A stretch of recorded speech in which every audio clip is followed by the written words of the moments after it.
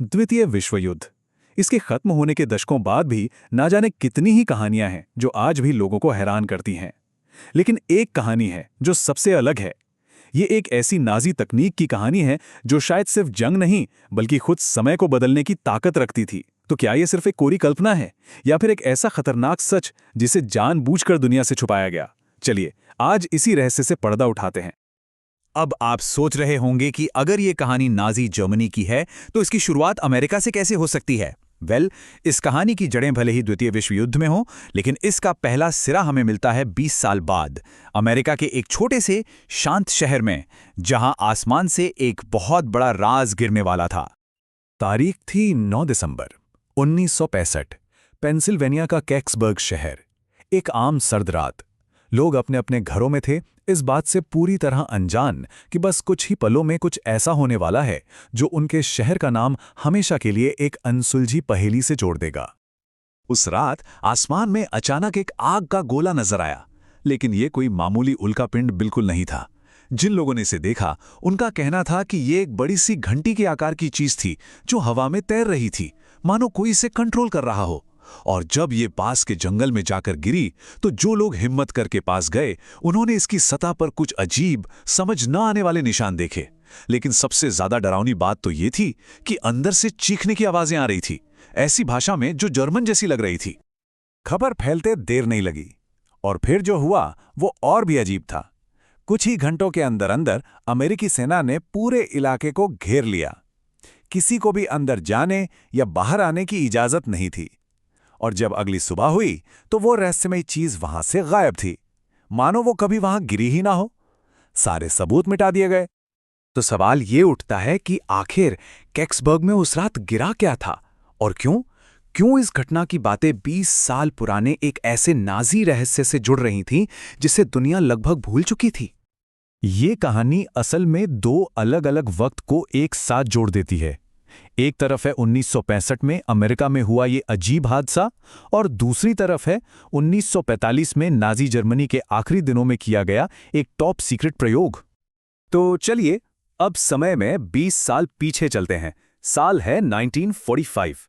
दूसरा विश्व युद्ध अपने अंत पर है और नाजी जर्मनी की हार लगभग तय है। लेकिन एक गुप्त अंडरग्राउंड लैब में उनका आखिरी और सबसे खतरनाक प्रयोग चल रहा था। पोलैंड के आउल माउंटेन्स में जमीन के नीचे बनी एक लैब में डाई ग्लॉके का पहला टेस्ट हो रहा था और कहते हैं कि जो हुआ वो किसी के भी होश उड़ा सकता था। अचानक कमरे में ग्रेविटी खत्म हो गई। वैज्ञानिक हवा में तैरने लगे। सबकी घड़ियां एक साथ बंद पड़ गईं और उन्हें ऐसा महसूस हुआ जैसे जैसे समय ही टूट गया हो। दी क्लॉक, जर्मन में इसका मतलब है घंटी। ये भारी काले मेटल से बनी एक बहुत बड़ी घंटी जैसी मशीन थी। जब इसे चालू किया जाता तो इसमें से एक नीले रंग की रहस्यमयी रोशनी निकलती थी। इसका मकसद था फिजिक्स के सारे नियमों को तोड़ देना, ग्रेविटी को कंट्रोल करना और स्पेस टाइम के धागों से खेलना। कहा तो यह भी जाता है कि एक टेस्ट के दौरान एक जोरदार धमाका हुआ और यह मशीन इसे चलाने वाले वैज्ञानिकों के साथ वहीं हवा में गायब हो गई। तो चलिए अब ये समझने की कोशिश करते हैं कि ये मशीन आखिर काम कैसे करती थी और इसकी कीमत क्या थी। देखिए, इसके पीछे का जो साइंस बताया जाता है वो टॉर्शन फील्ड की एक थ्योरी पर बेस्ड है।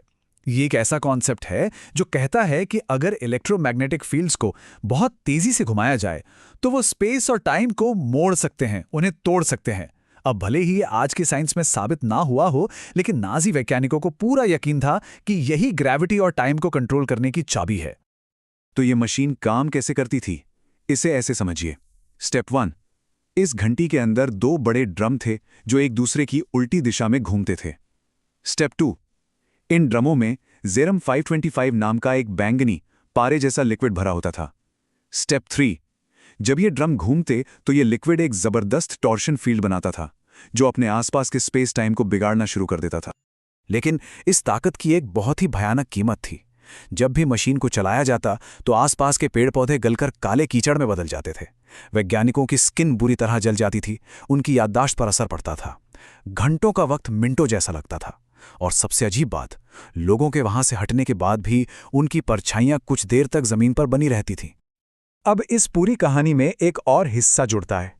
एक ऐसी पहेली जो पहली नज़र में तो बिल्कुल अलग लगती है, लेकिन इसका एक सिरा सीधे डाइग्लॉके से जाकर जुड़ता है।